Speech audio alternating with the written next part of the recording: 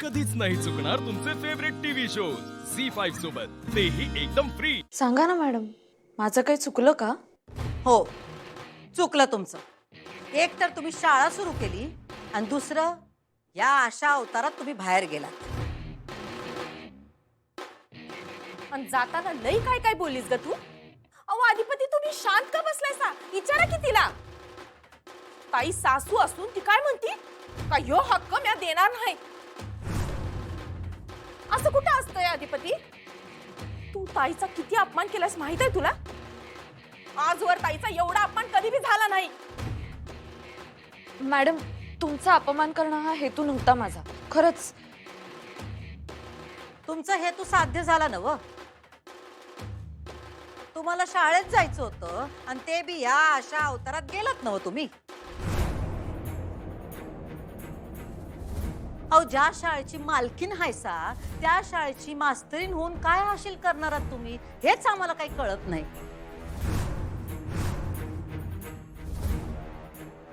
आम्ही तुम्हाला मालकीन करतोय तर तुम्हाला नोकर व्हायची काय हौस आहे आम्हाला कळत नाही। बरं दिसतं का ते? अधिपती, आम्ही ह्यासनी हेच सांगत होतो, पण ह्यांना कळत नाही, त्याला काय करायचं? आता तुम्ही फॅक्टरीचे मालक हायसा, तिकडे जर तुम्ही नोकरी करायला लागलात तर कसं दिसल? चालेल का ते? पण ह्यांना हे कळत नाही।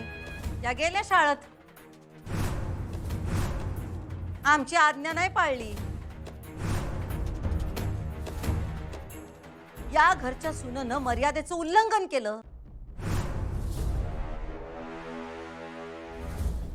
मर्यादेचं उल्लंघन? हा, अगं ताई, तुला सासू म्हणून बरोबर सांगत होती, पर तू सून म्हणून सासूचा मानच राखला नाहीस। या घरातलं वातावरण गढूळ केलंयस तू। सासू म्हणून जेव्हा त्यांनी माझ्यावर हात उगारला तेव्हा नाही का घरातलं वातावरण गढूळ झालं?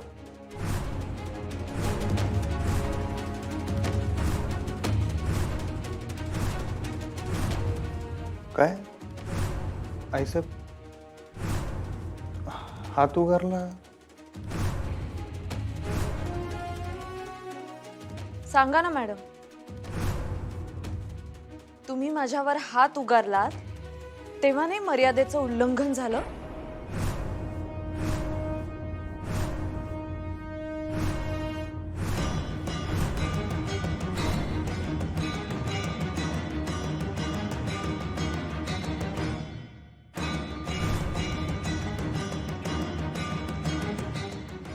मॅडम, तुम्ही हात उगारलात ठीक आहे, पण जेव्हा अय, ताई मोठी आहे, तू लहान आहेस। मोठ्यानं हात उगारला तर चालतोय।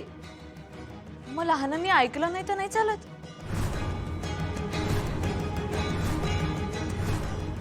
मॅडम, मोठ्यांना जर हात उगारण्याचा हक्क आहे तर लहानांना हट्ट करण्याचा हक्क नाहीये? केला मी हट्ट शाळेत जाण्याचा, कुठे बिघडलं? बघितलं कशी चुगली करायली ही? हात उगारला ते सांगते, तू काय काय बोलली ते नाही सांगत ग। मला फक्त एवढंच सांगा की अधिपतींना माहित होतं का तुम्ही माझ्यावर हात उगारलात ते? नाही।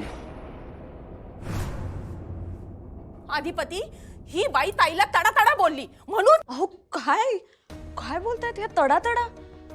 मॅडम, मी फक्त एवढंच म्हटलं की मी माहेरी नाही जाणार, शाळेत जाणार, तुम्ही मला अडवू शकत नाही, एवढंच म्हटलं ना मी।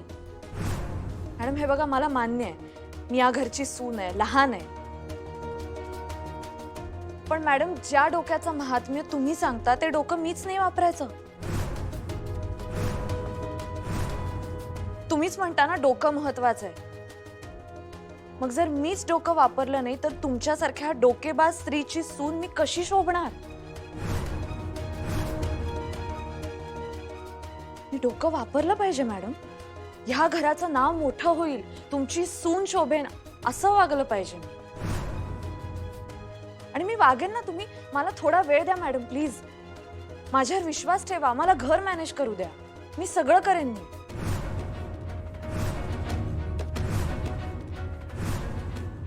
आणि मी तुम्हाला असंही म्हटलं होतं मॅडम की मी विनंती करते, मी कसं राहावं, शिकवावं की नाही हे तुम्ही मला सांगू नका।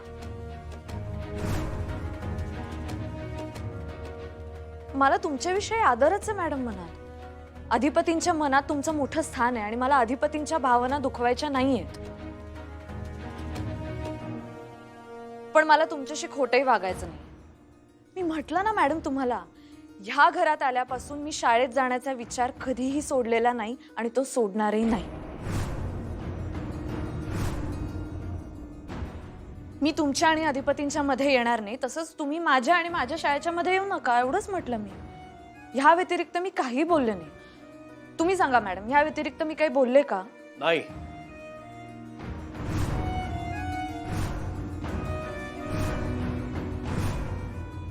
या व्यतिरिक्त तू काहीही बोलली नाहीस अक्षरा.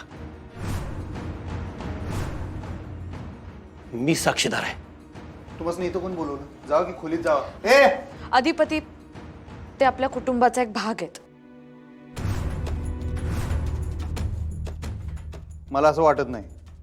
आणि तुम्ही जे काय आता सांगितलं ते जरी खरं असलं की नाही मास्तरीनबाई, तरी तुम्ही त्यांच्या मनाला लागल असं बोललाय तुम्ही.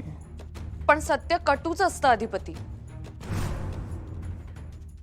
आणि मला असं वाटतं जितक्या लवकर आपण एकमेकांशी खरं बोलायला लागू तितक्या लवकर कुटुंब म्हणून आपण एकत्र येऊ. माझा हेतू एवढाच होता की आपण एकमेकांशी प्रामाणिकपणे वागावं. कुणालाही दुखवण्याचा हेतू नव्हता माझा. आणि त्यातून जर माझ्या बोलण्याने तुमच्या भावना दुखावल्या गेल्या असतील मॅडम, तर मी सॉरी म्हणते. हवं तर पाय धरून माफी मागते मी. काय गरज नाही आमचे पाय धरायची. मॅडम, माझा राग आला का तुम्हाला?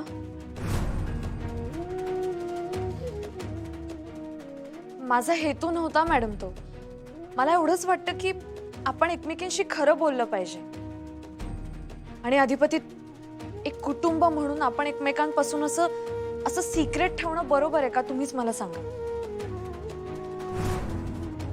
ह्या आधी जेव्हा असं एक सिक्रेट होतं आणि ते कळलं तेव्हा त्याचे काय परिणाम झाले आपण सगळ्यांनीच बघितले. त्याचीच पुनरावृत्ती होऊ नये म्हणून मी हा निर्णय घेतला. एक तुमचं सिक्रेट होतं की तुम्ही अधिपतींच्या खऱ्या आई नाही आहात.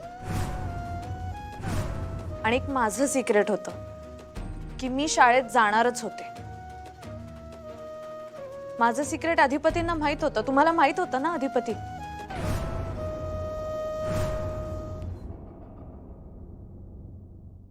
फक्त तुम्हाला माहित नव्हतं मॅडम. पण बघा, जेव्हा तुमचं सिक्रेट मला कळलं तेव्हा मला जो धक्का बसला तो तुम्हाला बसू नये म्हणून मी तुम्हाला सांगण्याचा निर्णय घेतला. मी शाळेत जाते हे तुम्हाला आवडणार नाही याची मला कल्पना होती, पण तुम्ही हात उगाराल असं नव्हतं वाटलं मला. झी5 ॲप डाउनलोड करा आणि पहा सर्व एपिसोड्स एकदम फ्री.